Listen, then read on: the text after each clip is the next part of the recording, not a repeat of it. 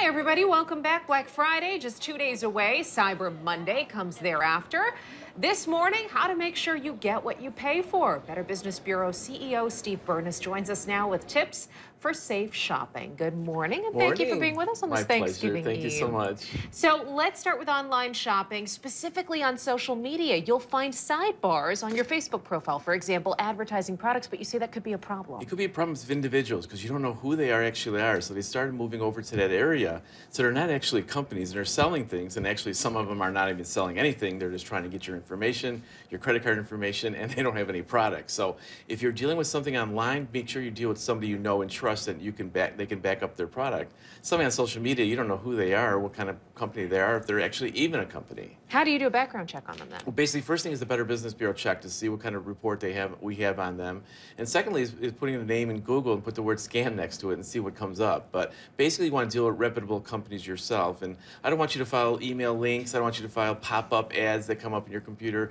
Type in the URL of the company you want to go to. That is the safest bet. And any other shopping tips for cyber shoppers? The cyber, you got to make sure the company's good. That's what you got to do. You got to do your research. That's the most important thing. And use your credit card, not your debit card. That's probably the best thing to do on cyber as well. But make sure that the company is truly a company. There's so many pop-ups, and there's so many companies that copy and paste, and they're not even a company. Well, what about brick and mortar stores? We've got Black Friday coming up in a couple of days. Black Friday, about 70% of people will be out shopping on this Black Friday. 70%? 70% of the Americas will be out there shopping. So the whole weekend as well. So you got to be very careful. Make sure that those offers are truly an offer. How many times we get complaints at the Better Business Bureau? They say they bought a product is actually cheaper a week before or 2 weeks before. So you got to know your products ahead of time.